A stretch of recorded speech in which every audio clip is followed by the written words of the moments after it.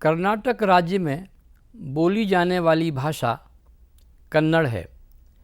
यह द्रविड़ परिवार की प्रमुख 4 भाषाओं में से एक है और प्राचीनता की दृष्टि से तमिल के बाद आती है।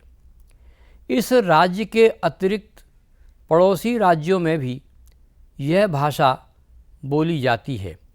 इसके पश्चिम उत्तर में महाराष्ट्र, उत्तर पूर्व में आंध्र, दक्षिण में तमिलनाडु और केरल राज्य हैं। इस प्रकार इस भाषा के उत्तर में आर्य भाषा का क्षेत्र है। दक्षिण और पूर्व में द्रविड़ परिवार की भाषाएं हैं। इस भौगोलिक निकटता के कारण ही आर्य भाषाओं का कन्नड़ पर व्यापक प्रभाव पड़ा है। इसमें अनेक पर्वत श्रृंखलाएं, घने वन, कृष्णा, गोदावरी, कावेरी, इरावती, तुंगभद्रा जैसी नदियों ने इस क्षेत्र को अपूर्व सौंदर्य प्रदान किया है। संविधान की 8वीं अनुसूची में भी कन्नड़ का नाम है। कर्नाटक राज्य का पुनर्गठन 1956 में किया गया था।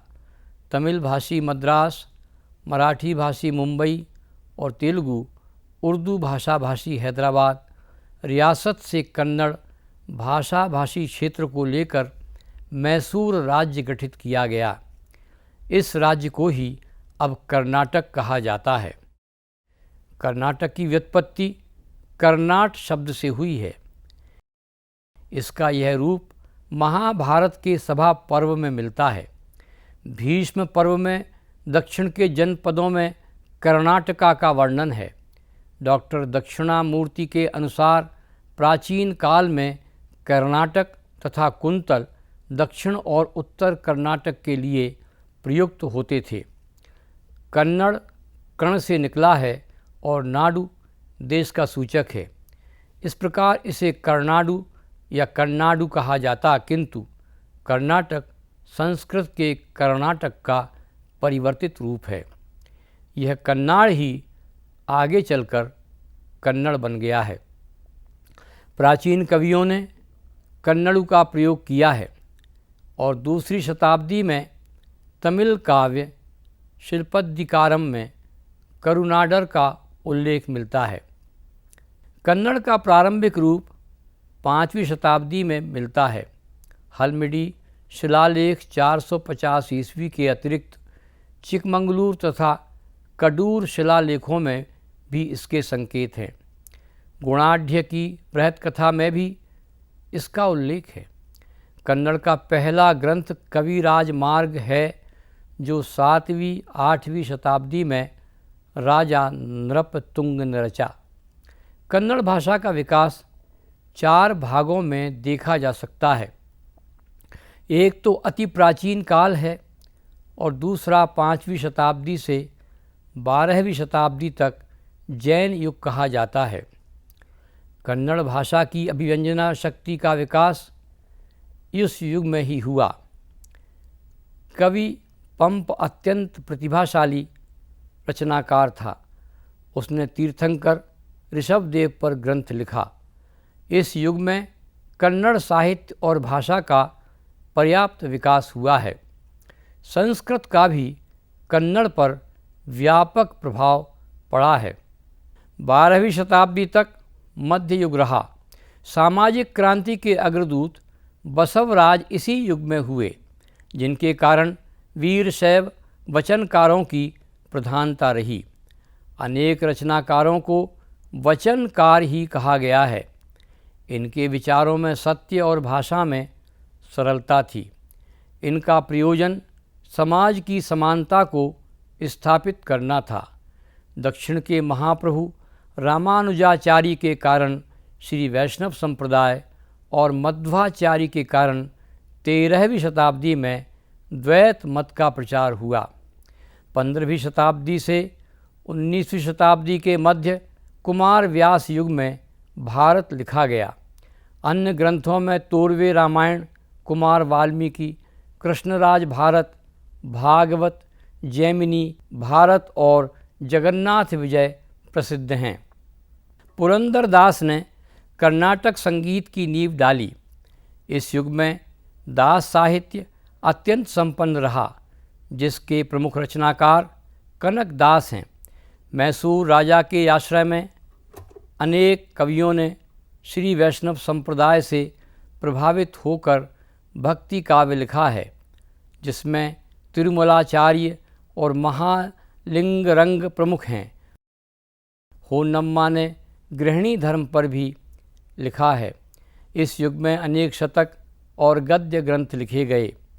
जैन रामायण राम कथावतार भी लिखी गई। इसका विशेष महत्व भी है। कन्नड़ भाषा की क्षेत्रीय उपभाषाओं और बोलियों का अध्ययन कर्नाटक विश्वविद्यालय धारवाड़ और दक्कन कॉलेज पुणे में किया गया है। डॉक्टर हिरेमठ ने कन्नड़ की संरचना, डॉक्टर ब्राइट ने बोलचाल की कन्नड़, नरसिंह राव ने रायचूर कन्नड़ सहित अनेक बोलियों पर कार्य किया है। इन बोलियों पर कोंकणी और मराठी का भी प्रभाव है। आर महादेवन का गुलबर्गा कन्नड़, उपाध्याय का बेलारी कन्नड़ और शिमोमा कन्नड़ पर भी शोध कार्य हुआ है। मैसूर राज्य के कुर्ग जिले के जंगलों में कुरुबा जाति की 3 उपजातियां रहती हैं, जो कन्नड़ की उपबोलियां बोलती हैं। शैलीगत भेद की दृष्टि से भी कन्नड़ का अध्ययन किया गया है। इससे स्पष्ट होता है कि कन्नड़ की बोलियों में क्षेत्रीय विविधता के अनेक रूप उपलब्ध हैं। कन्नड़ लिपि का विकास भी ब्राह्मी लिपि से ही माना जाता है। प्रारंभ में कन्नड़ तेलुगु की लिपियां समान थीं, बाद में इनमें भेद बढ़ गया। अभी भी प्रयास हो रहा है कि दोनों भाषाओं को एक ही लिपि में लिखा जाए। अच्छा तो यह हो कि यदि दक्षिण की सभी 4 भाषाओं को एक ही लिपि में लिखा जाए और उत्तर की सभी भाषाएं नागरी में लिखी जाएं, तो इस देश में भारतीय भाषाओं के लिए संपर्क लिपियों की उपलब्धि आधुनिक युग में अत्यंत महत्वपूर्ण हो सकती है।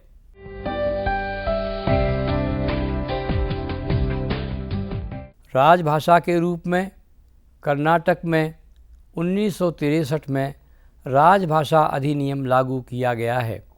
1970 में भी एक समिति गठित हुई और कन्नड़ को सभी स्तरों पर लागू किया गया। 1974 में कन्नड़ भाषा को राजभाषा के रूप में भी लागू किया गया है। सन 1973 में अनुवाद विभाग को भाषा निदेशालय का रूप दे दिया गया।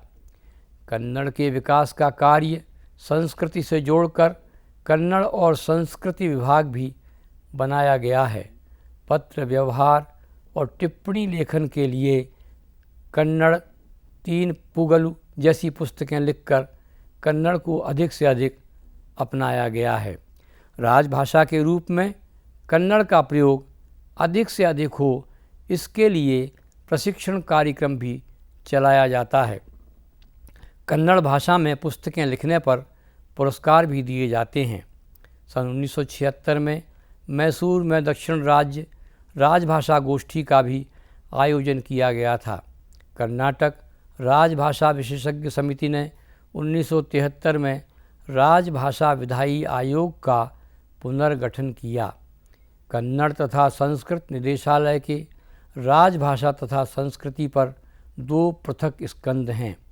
इतने कम समय में राजभाषा के रूप में कन्नड़ ने जिस तरह प्रगति की है, वह अन्य भाषाओं के लिए एक महत्वपूर्ण उदाहरण है।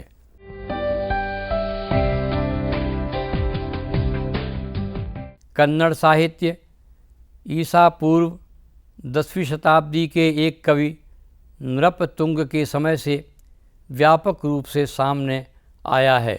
जब पुर्तगाली पहले भारत आए तो उन्होंने पश्चिमी तट पर प्रचलित भाषा को पुर्तगाली में कान रीज शब्द का प्रयोग किया था।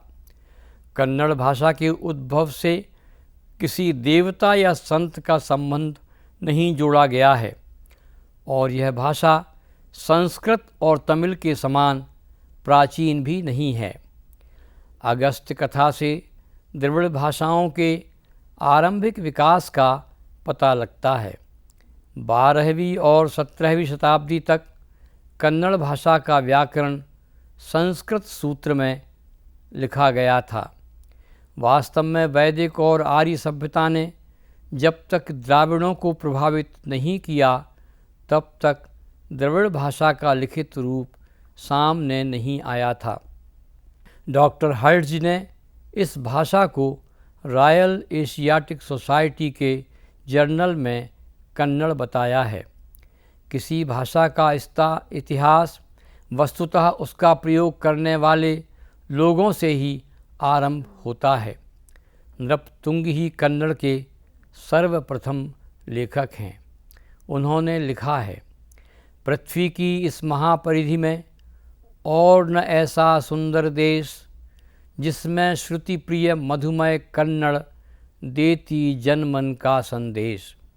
कन्नड़ साहित्य के इतिहासकारों ने इसे जैन काल, वीर शैव या लिंगायत काल और वैष्णव काल कहा है। 15वीं से 18वीं शताब्दी तक वैष्णव काल माना गया है। इन कालों का फिर से नामकरण भी आधुनिक युग में किया गया। इसे महाकाव्य युग, भक्ति या क्रांति युग और नवयुग भी कहा गया है। विभाजन का यह आधार अधिक वैज्ञानिक नहीं है। अभिनव पंप नाम से कवि नागचंद्र ने मल्लिनाथ पुराण में 19वें तीर्थंकर की कथा लिखी है। साथ ही रामचरित पुराण भी लिखा है। प्राचीनतम उपलब्ध साहित्य में अनेक कृतियाँ इस प्रकार की हैं जिनका कथानक रामायण और महाभारत पर आधारित है। चामुंड राय ने चामुंड राय पुराण लिखा है। वस्तुतः जैन तीर्थंकरों से अनेक रचनाकारों का संबंध रहा है। चामुंड राय पुराण में 24 तीर्थंकरों के जीवन चरितों का समावेश है। लगभग 1260 में केसी राज ने शब्दमणि दर्पणम नाम से कन्नड़ में प्रथम प्रामाणिक व्याकरण की रचना की।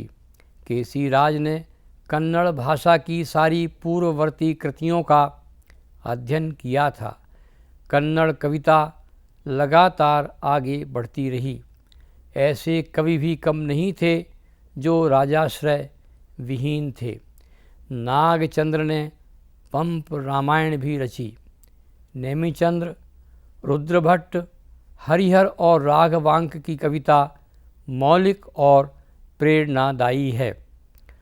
इस प्रकार कन्नड़ साहित्य आरंभ से ही अत्यंत विकसित रहा है। नागवर्मा ने कन्नड़ भाषा, साहित्य और व्याकरण पर 3 ग्रंथों की रचना की। काव्यावलोकन में काव्य कला का वर्णन है। कर्नाटक भाषा भूषणम संस्कृत में लिखी गई है। तीसरी कृति संस्कृत कन्नड़ शब्दकोश है। वस्तुतः नृपतुंग से लेकर राघवांक तक सुंदर साहित्य रचा गया। यह अत्यंत विकसित था और इसने जन जीवन की अभिव्यक्ति को व्यापक रूप से अंकित किया है। 12वीं शताब्दी में जब कन्नड़ साहित्य विकास के चरम पर था, तब उत्तर में अन्य भारतीय साहित्यों का जन्म भी नहीं हुआ था।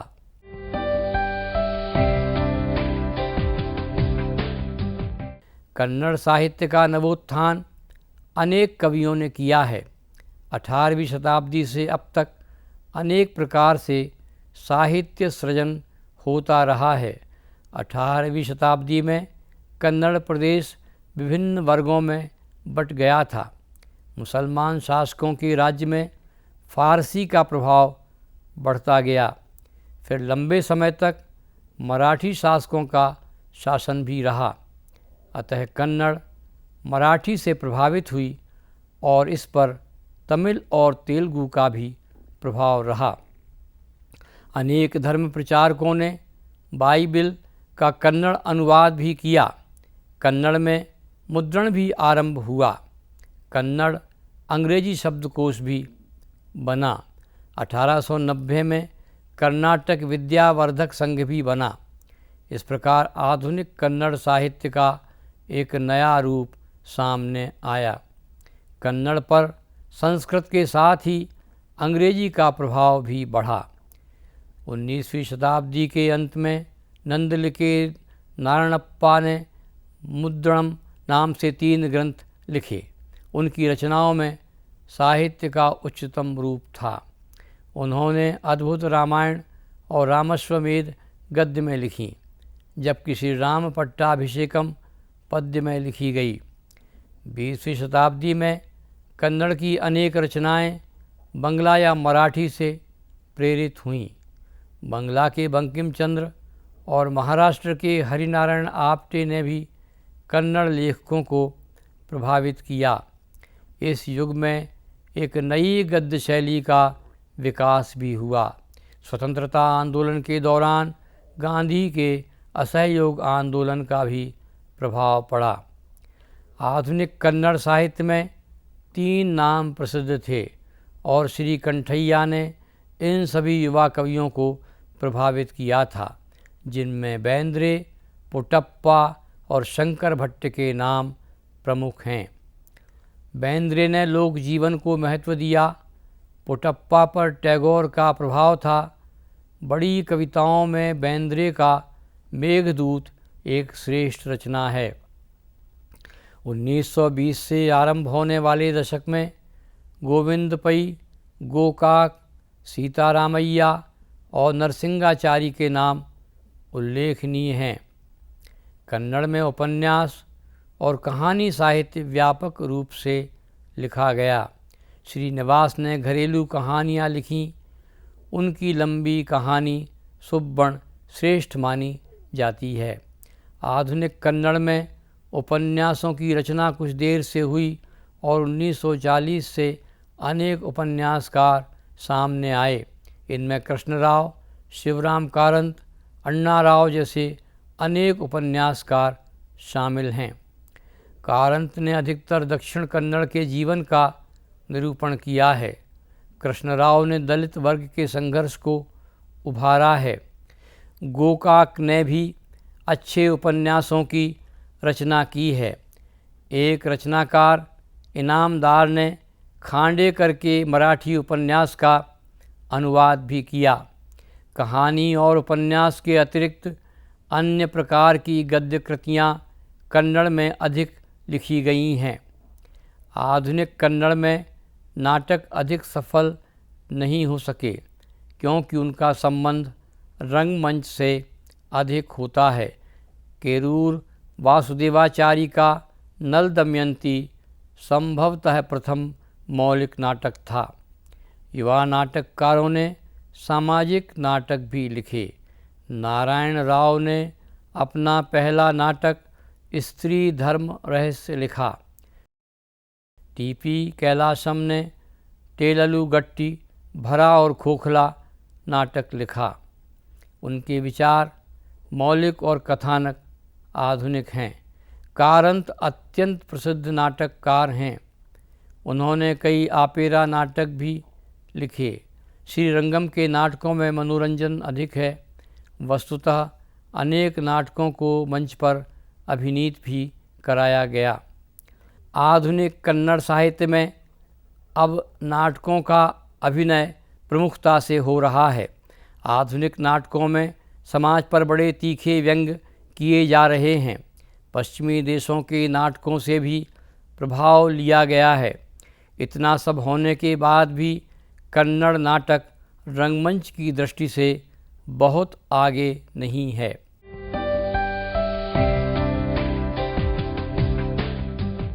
समकालीन कन्नड़ साहित्य स्वतंत्रता के बाद व्यापक रूप से लिखा गया है। कन्नड़ साहित्य में सामाजिक विषमताओं के विरुद्ध आंदोलन भी हुए। अंग्रेजी साहित्य से प्राप्त विचारों और संस्कृत से प्रभावित भाषा, इन दोनों का समन्वय कन्नड़ साहित्य में मिलता है। कविता के क्षेत्र में गोपाल कृष्ण अडिग ने विद्रोह का शंखनाद किया। इसमें कल्पना की जगह यथार्थ को अपनाया गया। इस साहित्य को नव्य काव्य कहा गया। अडिग का काव्य संकलन भूमि गीता नव्य काव्य का अग्रदूत है।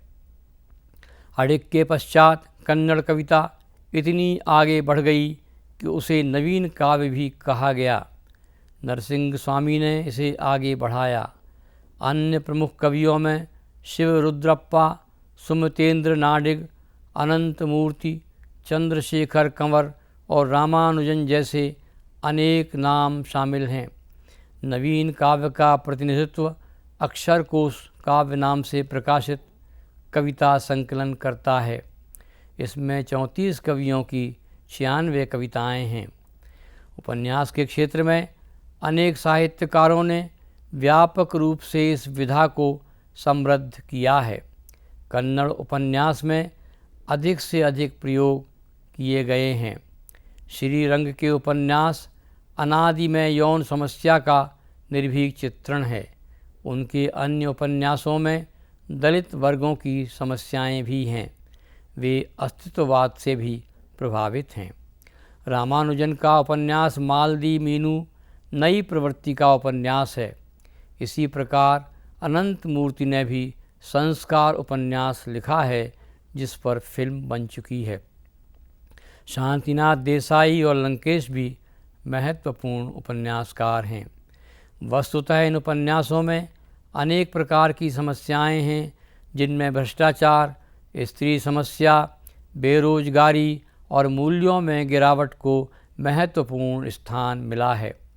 कहानी साहित्य में वेंकटेश अयंगार एक महत्वपूर्ण रचनाकार हैं। उनकी कहानियों में विद्रोह की भावना है, किंतु कई कहानीकार सामाजिक समस्याओं की बजाय कल्पनाओं को महत्व देते हैं। अनेक नामों में यशवंत चित्तल, अनंत मूर्ति सदाशिव सहित कई कहानीकारों के नाम अंकित किए जा सकते हैं। नाटक के क्षेत्र में भी व्यापक कन्नड़ साहित्य लिखा गया है। श्रीरंग ने 1958 में केलु जन्मेजय नाटक लिखा। कन्नड़ नाटक के क्षेत्र में गिरीश कर्नाड अत्यंत महत्वपूर्ण नाम है। कर्नाड ने तुगलक और हैवदन जैसे नाटक लिखे। उनके नाटकों को भारतीय नाट्य संघ का अखिल भारतीय पुरस्कार भी मिला। श्रीरंग के नाटकों को तो विसंगत नाटक भी कहा जाता है। वस्तुतः कन्नड़ साहित्य में अनेक नई परिस्थितियां भी उत्पन्न हुई हैं। 1956 से कन्नड़ राज्य के पुनर्गठन के बाद इस साहित्य का निरंतर विकास हुआ। कन्नड़ साहित्य में अनेक रचनाकारों ने नई प्रवृत्तियों को महत्व दिया है। अनेक ग्रंथों के अनुवाद भी किए गए हैं। समकालीन कन्नड़ साहित्य एक निरंतर विकसित साहित्य है।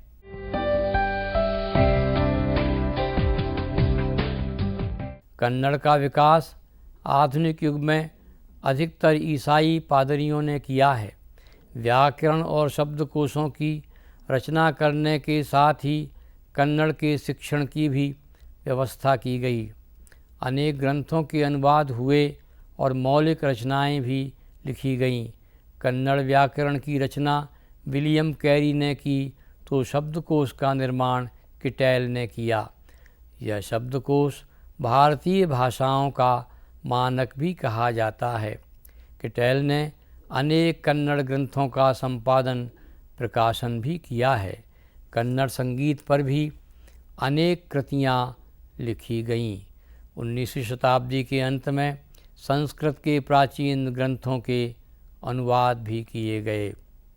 उपन्यास के क्षेत्र में वेंकटाचार्य, गोकाक, श्रीरंग, पुटप्पा, सुब्बाराव। कहानी के क्षेत्र में वेंकटेश अयंगार, वासुदेव आचार्य, कृष्णराय, गौरम्मा। नाटक में श्रीरंग, कारंत, बेंद्रे। आलोचना में नरसिंहाचार्य, दिवाकर और गोकाक जैसे नाम हैं। आधुनिक कन्नड़ साहित्य में D.N. गुप्पा, डॉक्टर R. बेंद्रे और V. पुटप्पा अत्यंत महत्वपूर्ण रचनाकार हैं। कन्नड़ का साहित्य विभिन्न विधाओं में लिखा जा रहा है। सन 1955 से साहित्य अकादमी ने कन्नड़ के विभिन्न साहित्यकारों को सम्मानित किया है। कविता में पुटप्पा, बेंद्रे, गोकाक, अडिगा, कथा साहित्य में श्रीनिवास, भैरप्पा, साहित्य के इतिहास में डॉक्टर मुगली, लोकनाट्य में कारंत, आलोचना में कृष्ण शास्त्री सहित अनेक साहित्यकारों को अकादमी पुरस्कार मिले हैं। ज्ञानपीठ पुरस्कार भी कन्नड़ साहित्यकारों ने प्राप्त किए हैं। कर्नाटक में मैसूर हिंदी प्रचार परिषद जैसी अनेक संस्थाएं हिंदी का प्रचार प्रसार कर रही हैं। अनेक कन्नड़ साहित्यकारों ने हिंदी में भी मौलिक साहित्य की रचना की है। कन्नड़ की अनेक प्रमुख रचनाओं का हिंदी में भी अनुवाद हुआ है। वैसे भी कन्नड़ संस्कृत से बहुत प्रभावित है। कन्नड़ और हिंदी के कोश भी प्रकाशित हुए हैं। इस तरह आधुनिक युग में कन्नड़ साहित्य भारतीय भाषा साहित्य के अंतर्गत अपना प्रमुख स्थान रखता है। कन्नड़ साहित्य को दक्षिण भारतीय भाषाओं के रचनात्मक इतिहास में एक विशिष्ट स्थान प्राप्त है। कन्नड़ का समकालीन साहित्य एक नएपन के साथ विकसित हो रहा है। नई पत्रिकाएं प्रकाशित हो रही हैं और कन्नड़ के रचनाकारों को अनेक पुरस्कार देकर प्रोत्साहित किया जा रहा है। स्वतंत्रता के बाद कन्नड़ साहित्य के सर्वेक्षण से यह स्पष्ट होता है कि साहित्य की प्रत्येक विधा में कन्नड़ में मौलिक रचनाएं लिखी जा रही हैं। राज्य के 3 विश्वविद्यालयों में विशेष रूप से प्राचीन ग्रंथों का संपादन भी किया जा रहा है। मैसूर विश्वविद्यालय का इसमें सबसे बड़ा योगदान है, जहां एक विश्वकोश भी प्रकाशित करने की योजना को संपन्न किया गया है। इस प्रकार कन्नड़ साहित्य आज भी निरंतर विकास की ओर अग्रसर है।